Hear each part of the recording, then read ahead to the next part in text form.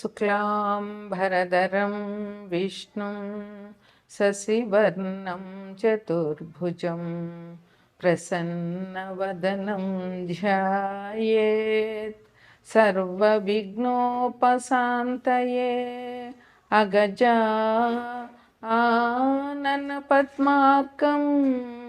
गजाननमहर्निशम् अनेकदन्तं भक्तानाम् एकदन्तमुपास्महे एकदन्तमुपास्महे। ఓం శ్రీ మహాగణాధిపతయే నమః. ఓం శ్రీ సరస్వత్యై నమః. ఓం శ్రీ మాత్రే నమః. మనం ఇప్పుడు ఫిబ్రవరి నెల అంటే మాఘమాసం యొక్క మాస ఫలితాలు చెప్పుకుంటున్నాము. జనవరి 29 అమావాస్య 29 నుంచి ఫిబ్రవరి 28వ తారీఖు వరకు మాఘమాసం మొదలవుతుంది. ఈ మాఘమాసం చాలా విశిష్టమైనది. ఈ చాలా పుణ్యకార్యాలు చేసుకోవడానికి, వివాహాది శుభకార్యాలు చేసుకోవడానికి, ఇంకా నోములు వ్రతాలు ఏవైనా చేసుకోవడానికి మాఘమాసం చాలా మంచిది. ఈ మాఘమాసంలో వచ్చే శివరాత్రి నాడు కొత్తగా నోములు పట్టాలి అనుకున్న వారందరూ కూడా, స్త్రీలందరూ కొత్తగా నోములు పడతారు. ఈ మాఘమాసం విశిష్టత ఏమిటంటే సూర్యభగవానుడి ఆరాధన. ఈ మాఘమాసంలో పూర్తిగా అన్ని ఆదివారాలు కూడా చాలా విశిష్టమైనవి. ఈ ఆదివారాలు సూర్యభగవాన్ ఆరాధన మనకి చాలా ఆనందాన్ని, ఆరోగ్యాన్ని ఇస్తుంది. సూర్యభగవానుడు ఆరోగ్యానికి ప్రదాత. అందువల్ల ఈ మాఘపాదివారాలు పాలు పొంగించి ఆవు పిడకలు తీసుకొచ్చి మనం ఇదివరకైతే దాలిలాగా వేసి తాటలో పెట్టేవారు. ఇప్పుడు పిడకలు దొరికిన వాళ్ళు పిడకలు, లేదంటే కుంపట్టి మీద నిప్పులేసి దాని మీద పిడకలు పెట్టి మా చిన్నతనంలో మా అమ్మ వాళ్ళందరూ అలాగ పరవాన్నం చేసేవారు. ఆ పరవాన్నం కూడా గరిటెతో కడపకుండా చెరుకు గడతో కలుపుతూ పరవాన్నం చేసేవారు.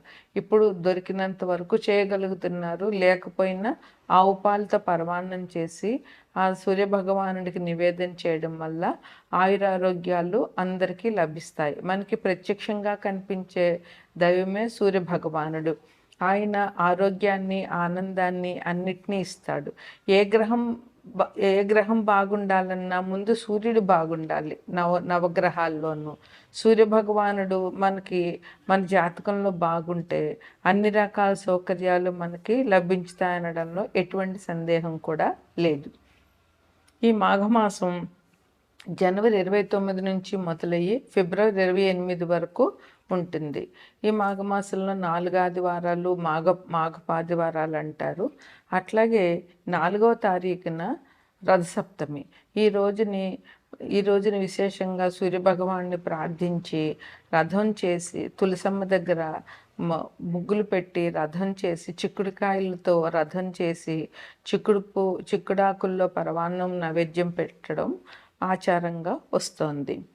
అట్లాగే ఈ మాఘమాసంలో 3వ తారీఖు అంటే 3/2/2025 వసంత పంచమి, సరస్వతీదేవి పూజ చేయాలి. ఆ రోజు సాధ్యమైనంత వరకు తల్లిదండ్రులు పిల్లల చేత సరస్వతీదేవి పూజ చేయించి తోచినంత నైవేద్యాలు పెట్టి పిల్లలకి పంచడం వల్ల సరస్వతి అనుగ్రహం పిల్లలకు కలిగి చదువు సంధ్యలు వారికి బాగా వస్తాయి.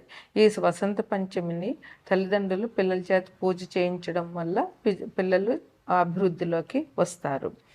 ఈ మాఘపాడ్యం నుంచి గుప్త నవరాత్రులు, శ్యామలా గుప్త నవరాత్రులు మొదలవుతున్నాయి. ఇవి జనవరి 30 నుండి మొదలయ్యి ఫిబ్రవరి 7వ తారీఖు వరకు ఈ నవరాత్రులు చేయాలి. ఈ 9 రోజుల్లోనూ మనకి నవరాత్రుల్లో ఇది కూడా ఒక రకమైన నవరాత్రులు. ఈ నవరాత్రుల్లో సరస్వతీదేవి పూజ ప్రాధాన్యంగా చెయ్యాలి. మాతంగి అష్టోత్తరం కానీ, శ్యామల అష్టోత్తరం కానీ, లేదా శ్యామల షోడశనామాలతో అర్చన కానీ, అదంతా రాకపోతే సరస్వతీదేవి అష్టోత్తరం కానీ లేదా సరస్వతీదేవి సహస్రనామాలతో కానీ పూజ చేసి 9 రోజులు పిల్లల పుస్తకాలు దేవుడి దగ్గర పెట్టి తల్లిదండ్రులు పూజ చేయడం వల్ల పిల్లలు అభివృద్ధిలోకి వస్తారు. ఈ 9 రోజులు కూడా ఈ శ్యామలా గుప్త నవరాత్రులు కూడా ఈ మాఘమాసంలో చెప్పుకోదగినటువంటి మంచి పండుగ.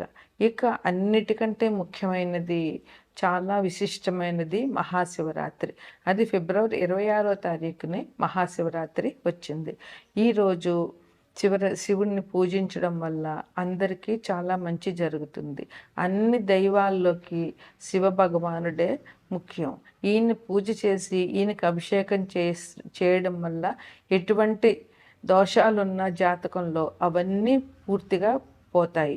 శివభగవానుడు సంకల్పించితే శివుడి ఆజ్ఞ లేనిదే ఏమైనా కుట్టదు అంటారు. మనకి ఏది జరగాలన్నా శివుడి ఆజ్ఞ ఉండాలి. అందువల్ల శివపార్వతులు ఈ లోకానికి తల్లిదండ్రులు. శివపార్వతులను పూజించడం వల్ల, శివుడికి అభిషేకాలు చేయడం వల్ల, భక్తితో ఓం నమ శివాయ అనే శివ పంచాక్షరి చేయడం వల్ల మనందరికీ కూడా చాలా మంచి జరుగుతుంది. జీవితంలో ఉన్న కష్ట నష్టాలన్నీ కూడా పోతాయి. అందువల్ల ఈ మహాశివరాత్రి నాడు పొద్దున్న ఉదయాన్నే లేచి గుడికి వెళ్ళి శివ దర్శనం చేసుకుని ఇంట్లో పూజ చేసుకుని రోజంతా ఉపవాసం ఉండి రాత్రి ఎవరి ఆనవాయితీని బట్టి వారు పండ్లో ఫలాలో ఏదైనా తీసుకుని రాత్రి జాగరణ చేయడం వల్ల ఈ మహాశివరాత్రి పుణ్యదినం జరుగుతుంది. అందువల్ల ప్రజలందరూ కూడా ఈ మహాశివరాత్రిని మంచిగా జరుపుని శివుని కృపకు పాత్రలవుతారని ఆశిద్దాం. తదుపరి రాశి మీనరాశి. మీనరాశిలో పూర్వాభాద్ర 4వ పాదము, ఉత్తరాభాద్ర 4 పాదాలు, రేవతి 4 పాదాలు ఉంటాయి. మీనరాశికి అధిపతి గురువు. గ్రహచలనాన్ని చూసుకుంటే మీనరాశిలోనే శుక్రుడు, రాహువు ఉన్నారు. అలాగే గురువేమో వృషభంలో ఉన్నారు, కుజుడేమో మిథునంలో ఉన్నారు, కేతు కన్యలో ఉన్నారు, మకరంలో రవి బుధులు ఉన్నారు. ఈ రవి ఫిబ్రవరి 13వ తారీఖు నుంచి మకరం నుంచి కుంభరాశి ప్రవేశం చేస్తారు. అప్పుడు అక్కడ రవి శనులు ఉంటారు. శని కుంభరాశిలో ఉన్నారు అంటే వీరికి వ్యయంలో శని భగవానుడు ఉన్నారు. అందువల్ల ఈ రాశి వారికి అంత మిశ్రమంగా ఉంటుందని చెప్పవచ్చు. అది చాలా సామాన్యంగా నడుస్తుంది ఈ మాసం. అదిగాక వీరికి వ్యయంలో శని భగవానుడు ఉన్నారు. ఈ మీనరాశి వారికి ఏలినాటి శని కూడా నడుస్తూ ఉంది. అది లగ్నంలో శుక్రుడు మంచివాడే, కానీ శుక్రుడు ఇక్కడ ఉచ్చలోనే ఉంటారు, కానీ రాహువు కూడా ఉన్నారు. అందువల్ల వీరు కొంచెం దైవారాధన బాగా చేయవలసిన అవసరం ఎంతైనా ఉంది. ఆరోగ్యం కావాలి అని అంటే సూర్య భగవానుడి ఆరాధన మించింది లేదు. అందువల్ల భాస్కరాదిత్యేత్ అన్నట్టు వీరు ఆరోగ్యం కోసం సూర్య భగవానుడి ఆరాధన ఈ మాసంలో చేయడం చాలా అవసరం. ఉద్యోగం వ్యాపారం చేసే వాళ్ళకి చాలా సామాన్యంగా నడిచిపోతుంది. ఎటువంటి ఇబ్బందులు ఉండవు. అయితే తగు జాగ్రత్తలతోటి వీరు చేయవలసిన అవసరం చాలా ఉంటుంది. ఉద్యోగం అయినా వ్యాపారం అయినా కూడా. విద్యార్థులకి స్ట్రెస్ అనేటటువంటిది తప్పదు. ఎందుకంటే విద్యార్థులకి ఈ ఫిబ్రవరి, మార్చి, ఏప్రిల్ అంటే ఇంకా యాన్యువల్ ఎగ్జామినేషన్స్, పోటీ పరీక్షలు, ఇక్కడ నుంచి ఇంకా 6 నెలల వరకు పరీక్షలు ఉంటాయి. అందువల్ల విద్యార్థులకి స్ట్రెస్ అనేటటువంటిది తప్పదు. అయితే ఆ స్ట్రెస్ని కొంచెం కష్టపడినా కానీ తర్వాత మంచి ఫలితం దొరుకుతుంది కనుక విద్యార్థులు కొంచెం ఒత్తిడిని అధిగమించి దానికి తగినటువంటి జాగ్రత్తలు తీసుకుంటూ చదవవలసిన అవసరం చాలా ఉంది. సంతానానికి ఎటువంటి ఇబ్బందులు లేవు. సంతానం కావాల్సిన వాళ్ళకి సంతానం దొరుకుతుంది. దానికి సంబంధించినటువంటి ప్రయత్నాలు చేసుకోవచ్చు.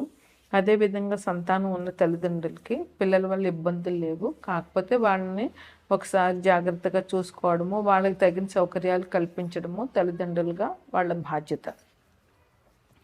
వ్యవసాయం వారికి ఎటువంటి ఇబ్బందులు లేవు, సామాన్యంగా గడుస్తుంది. ప్రయాణాలు చేసేవారికి ప్రయాణాల్లో ఇబ్బందులు లేవు. ప్రయాణాల్లో తగు జాగ్రత్తలు తీసుకుని ప్రయాణాలు చేయడం చాలా అవసరం. ధనం ఏ వృత్తి వ్యాపారాలు చేసే వాళ్ళకైనా కూడా ధనం బాగానే దొరుకుతుంది, ఖర్చులు సరిపడా ధనం ఉంటుంది. స్పెక్యులేషన్ వ్యాపారం చేసే వాళ్ళకి స్పెక్యులేషన్లో మిశ్రమంగా ఉంటుంది. అందువల్ల వాళ్ళు చేసే బిజినెస్ని చూసుకుని, మార్కెట్లో ట్రెండ్ని చూసుకుని స్పెక్యులేషన్ చేసేటటువంటి వాళ్ళు చేయవలసిన అవసరం చాలా ఉంది.